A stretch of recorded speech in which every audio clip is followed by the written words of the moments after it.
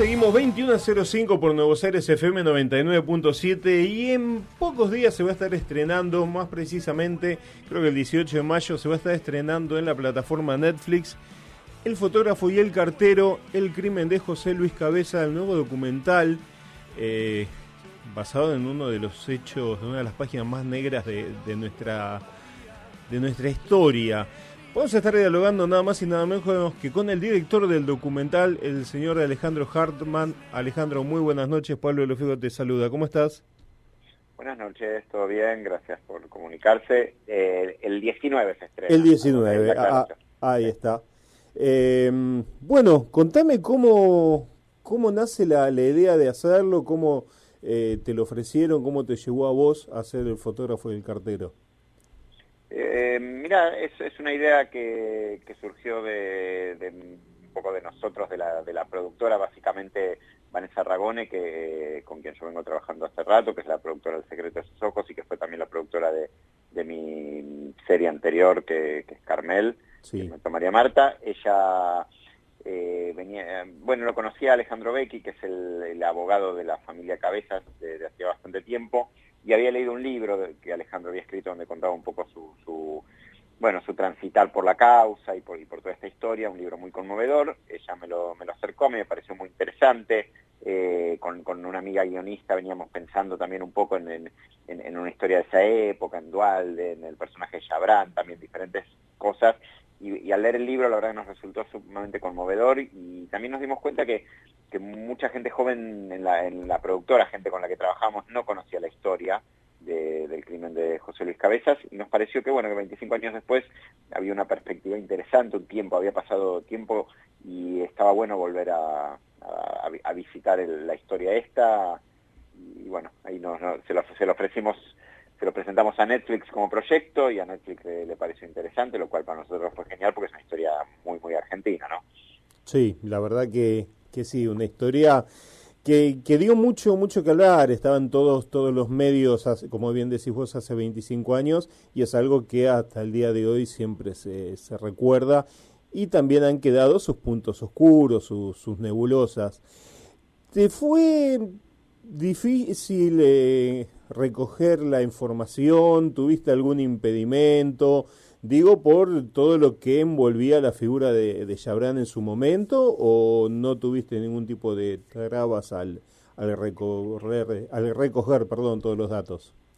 No. A ver, en general, digo, hay mucha gente que conoce bien la historia, los colegas de José Luis, la gente de Revista Noticias, como te digo, el abogado Becchi, mucha gente que estuvo muy, muy, muy implicada, involucrada, y que efectivamente en su momento tuvo problemas, pero la verdad es que, digamos, la mayor parte de la gente coincide en que esos problemas, los que hubo en su momento, se terminaron con el suicidio de Chabran, lo cual digamos, abona la teoría, o va en contra de las teorías conspirativas de que Chabran no se suicidó.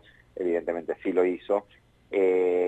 Y quizás, digamos, la única dificultad con la que nos encontramos tuvo que ver con por ahí alguna persona que no quiso hablar, también, por ejemplo, del círculo de Chabran, que intentamos acercarnos la verdad que en todo su derecho no quisieron participar, y bueno, eso es muy respetable, pero bueno, ese fue el único tipo de dificultades que tuvimos, y obviamente acceder a algunos materiales que son difíciles de encontrar, que la causa judicial, por ejemplo, está en el juzgado de Dolores y no hay fotocopias, o por lo menos nosotros no pudimos dar con ellas. Entonces bueno, hay que pedir un permiso especial al juzgado, ir hasta Dolores, sentarte, que te traigan la causa, no podés llevártela de ahí. Bueno, ese tipo de cosas, pero típicas de la investigación, y que son parte serían la parte linda de contar este tipo de historias tan terribles. Hoy, a la distancia y después de haber leído y haber investigado, ¿quién era Chabran para vos? Bueno, Chabran era, a ver, ahí nosotros no lo resolvemos en la película, y no sé si alguien lo va a resolver en algún momento. Digo, evidentemente era una persona muy poderosa, que manejaba muchos negocios muy diversos, pero a la vez muy interconectados entre sí. Era un tipo muy rico. Interconectados quiero decir que manejaba ciertos aspectos específicos o ciertos negocios específicos, como todo lo que es depósitos fiscales de entrada y salida de mercaderías del país, de importación y exportación, manejaba correos, manejaba camionetas de correos, manejaba muchas cosas relacionadas a los aeropuertos, como free shop, limpieza de aviones, carga y descargas de aviones, lo cual te hace pensar en en cosas que entran y salen del país. Qué cosas son no las sabemos. Y la gran duda respecto a Chabran era si Chabran era el personaje oculto, porque lo era realmente, ¿no? Pero si Chabran era el personaje oculto al cual funcionarios del gobierno protegían y de alguna manera, bueno, eso era ese personaje oculto, o si él a su vez no era el testaferro de otros poderes, porque también es difícil imaginar cómo este señor que empezó de una manera bastante humilde, porque venía de Entre Ríos y viajó a Buenos Aires y empezó a hacer fortuna en relativamente pocos años, cómo llegó a tener una fortuna de cerca de 4.000 millones de dólares, que es lo que se decía. Aunque esa cifra hubiese sido exagerada, tenía una fortuna muy, muy grande para el derrotero que había hecho. Entonces, Claro. es lícito pensar que quizás él fuese la cara visible, o la cara no tan visible, pero de caras todavía más invisibles. Pero bueno, siempre va a ser un misterio y bueno, hay gente que lo ha investigado mucho, como Bonazo, hay mucha gente que lo ha investigado mucho, pero es un misterio, ya habrá, sin duda. ¿Qué sensación tenés al ver la película? Tengo entendido que ya hubo una reproducción en algunos cines. ¿Qué sentís al verla? Mira, a ver,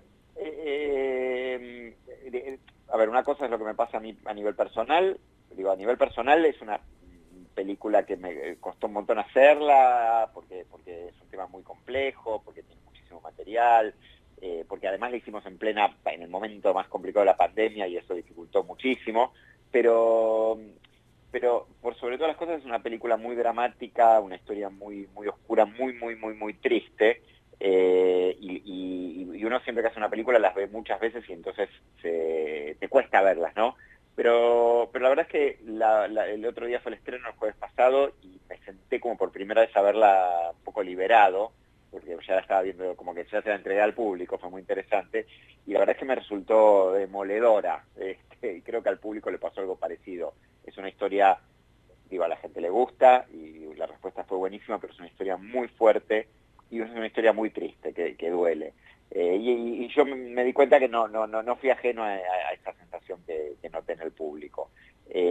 Pero por sobre todas las cosas me siento contento de que pude plasmar algo que a mí me interesaba mucho, que era hablar, por supuesto, de José Luis Cabezas, recordarlo como hombre, como persona, como un tipo común que hacía su trabajo y que fue asesinado de la manera más brutal que uno pueda imaginar, por fuerzas muy oscuras y en medio de una trama que realmente lo excedía a él y que no tenía nada que ver en el fondo con su trabajo, o sí, porque él había sacado esas fotos, pero realmente era el auténtico, matar al mensajero. Sí. Y fue realmente una cosa muy, muy dramática. Pero en el trasfondo de eso y alrededor de todo eso, una puja política, una puja de intereses, una puja económica muy compleja, muy oscura y muy fea, y un entramado de corrupción, y también una parte esperanzadora, que fue la reacción del colectivo de periodistas, por un lado, y junto a ellos la reacción de la sociedad. Esa reacción fue única, inusitada, fue una reacción realmente muy valiente de parte de la sociedad, que se sintió realmente avasallada y tocada con el crimen de Cabezas. Entonces creo que me siento contento porque pudimos contar esa historia, digamos, no solamente el derrotero personal de José Luis Cabezas, sino la historia de todo este entramado y toda esa reacción social. Y era lo que yo quería contar, por sobre todas las cosas. Creo que eso más o menos llega, que estuve hablando con gente joven que la pudo ver, y creo que eso a la gente joven un poquito la ilumina. Esa es un poco la intención, y bueno, si pasa un poquito eso, a mí me hace sentir muy feliz. La verdad que está muy bueno eso, o sea, con la gente joven llegar, poder que sientan eso, que estén muy conformes con ese trabajo, está muy bueno. Como sí, bien que aprendan algo de lo que nos ha pasado a los que somos un poco más grandes y vivimos eso, y donde muchas veces los más grandes tenemos miedo y no actuamos y no hacemos cosas, pero hubo un momento en el cual sí actuamos y sí salimos, claro. y sí reaccionamos como sociedad y de una manera muy, muy unida, y tuvo que ver con eso, ante algo tan brutal como fue el crimen de Cabezas. Entonces me parece que es como una buena enseñanza para las nuevas generaciones. Alejandro, como bien dijiste al comienzo, hiciste Carmel sobre el crimen de María Marta García Belsunce, ahora el de Cabezas. Fueron dos hechos policiales, dos crímenes muy mediáticos en nuestra Argentina. ¿Encontraste al investigar, tal vez en la reacción de la gente, en la reacción de la sociedad, de los medios, alguna similitud entre esos casos? Mirá, lo que pasa es que, a ver, sí y no. Los dos casos están, yo el otro día decía en una de las proyecciones, Carmel empieza en el 2001 y la película de Cabezas van a ver que termina en el 2001. Y ese hecho que es el 2001, lo que significó diciembre del 2001 en la Argentina, que es también otro momento bisagra, Sí. De alguna manera cambió el ánimo, partió muchas cosas. Entonces yo creo que no es lo mismo, digamos, ni la reacción de los medios, ni lo mediático que sucedió en el caso Cabezas, donde yo creo que hubo una reacción muy genuina por parte de los medios, porque también porque los medios tienen que ver con el periodismo y se sintieron realmente asustados y tocados. La reacción fue muy genuina y la sociedad entendió eso y por eso apoyó. Con lo que pasó con María Marta, que fue después del 2001, donde teníamos como una sobre si querés, no sé, una enorme cantidad de noticias políticas y económicas, Sí. y la gente estaba un poco harta, y empezaba a ver ya en el 2002, empezaba a haber un poquitito más de tranquilidad a fines del 2002, cuando sucedió lo de María Marta, y me parece que ahí los medios actuaron de otra manera.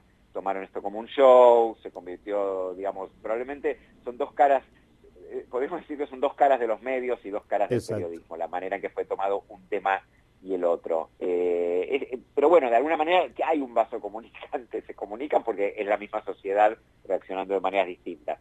Además, por supuesto que son dos casos de distinta gravedad. En uno es un caso privado, el de María Marta, totalmente privado, sin implicancias más allá de la clásica implicancia de que no haya justicia, ¿no? Claro. Que es algo bastante a lo que estamos lamentablemente acostumbrados, y el caso Cabezas es un caso de gravedad institucional de niveles enormes. Sí, sí, la verdad que sí. ¿Qué viene ahora después del fotógrafo y el cartero? ¿Estás trabajando ya con algo o todavía nada? No, siempre estoy trabajando y por suerte, y está bueno eso porque así puedo también largar las cosas, dejarlas. Digo, no es que me la paso mirando la película y por ahí arrepintiéndome de algo, sino que ya estoy metido en otra cosa, Bien. que nada, por ahora no puedo contar, pero a su vez estoy estrenando en el Bafisi mañana mismo una segunda película. Tuve una suerte, una cosa muy rara, que es tener dos películas en el Bafisi, en el Festival de Cine Independiente de Buenos Aires. Así estoy estrenando una peli que se llama El Nacional, que es otro documental sobre el Colegio Nacional de Buenos Aires, un año muy particular que fue el año 2018, siguiendo a un grupo de estudiantes muy, muy movedizos y que dan mucha pelea política, y es como un retrato de esa institución tan admirada y a la vez bastante odiada de nuestro país. Así que también se va a estar dando toda esta semana, y inclusive la pueden ver en el link del festival si les interesa. Bien, bien, así que invitamos a todos a ver el Nacional.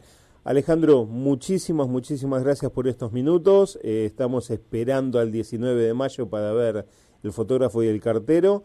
Y nada, muchísimas gracias nuevamente. No, gracias a ustedes por el interés, ojalá les guste la película, y nada, y por sobre todas las cosas ayude a conservar y a recordar, a conservar la memoria por José Luis Cabezas, y la impunidad que hubo después. Cuando vean la película, bueno, van a ver hacia el final qué es lo que pasó con sus asesinos.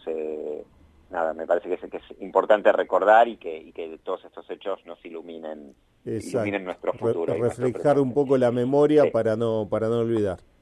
Exacto. Abrazo bueno, grande. Muchísimas gracias. No, por favor. Adiós. Así pasaba Alejandro Hartman, director del Fotógrafo y el Cartero.